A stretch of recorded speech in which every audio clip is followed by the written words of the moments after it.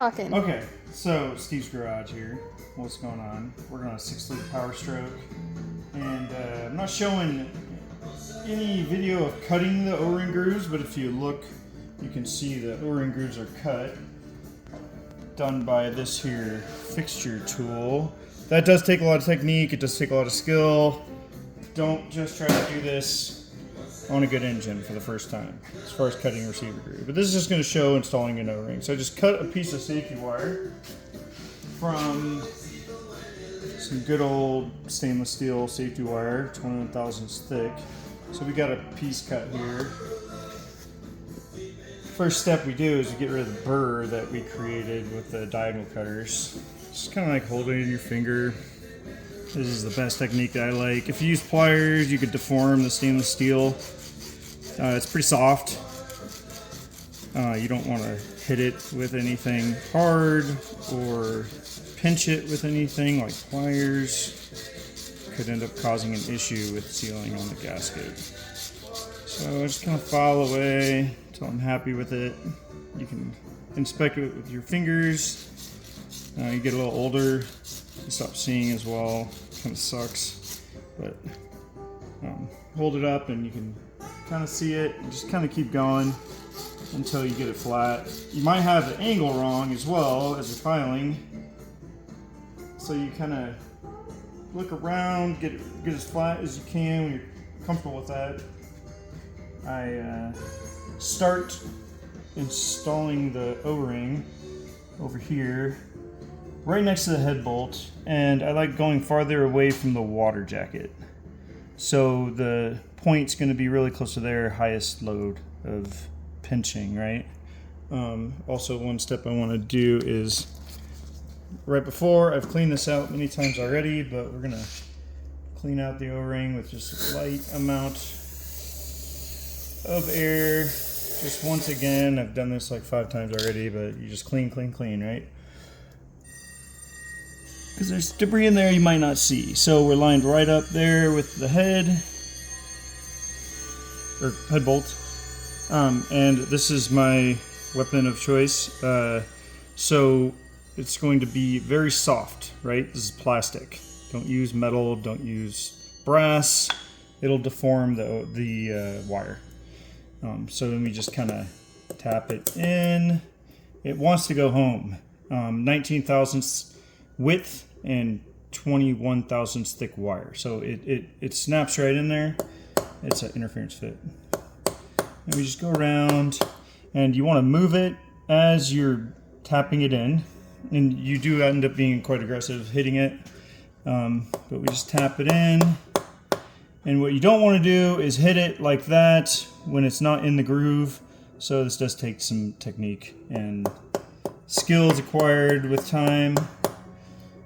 Doing it more than once. You know, get an old block, do it like 8 times, right? On an old block. See how many times you mess up. This one, there's no room to mess up.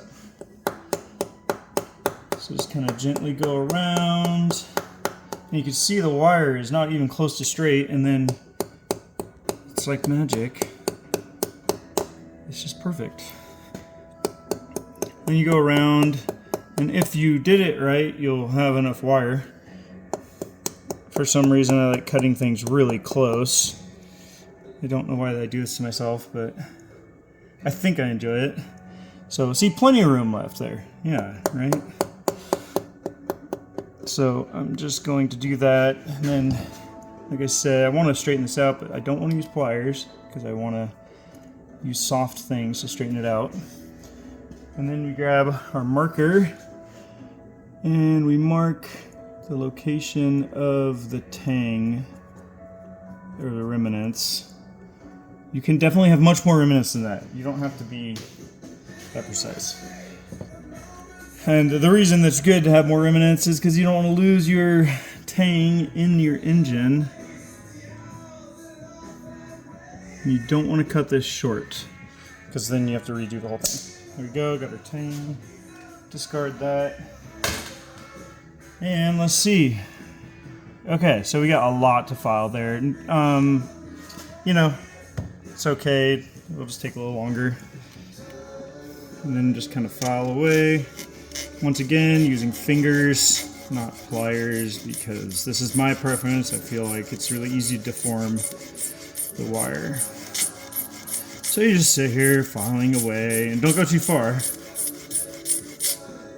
because then it's all over. So just try a little bit, line it up. So there's a little interference fit. I like having interference fit on the wire. And you'll see how I end up doing it. Once I get done with fitting it,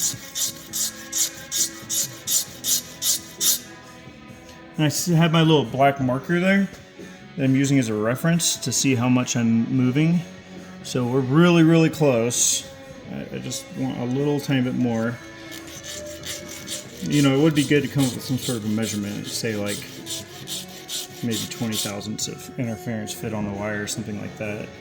But I like having interference because then it pushes the wires apart, which is pushing the ends together that are pretty close to flat. I mean, it would be nice if they were perfectly flat, but they're not. But they're close. Okay, so now to install the wire, this is how I do it. I get the ends together. Whoop. Okay, there we go. Get the ends together, and then just kind of tap it. And you can see the deformation that does occur.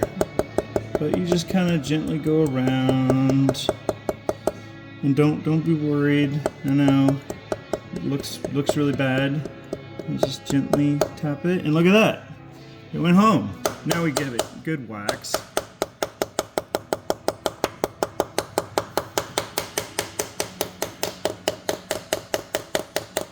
And we do a feel. And it might feel a little bumpy if you do have a lot of interference. I've never been concerned with that. The feel of the bumpiness, you know, it will push down once you get a head gasket on there. So there you are.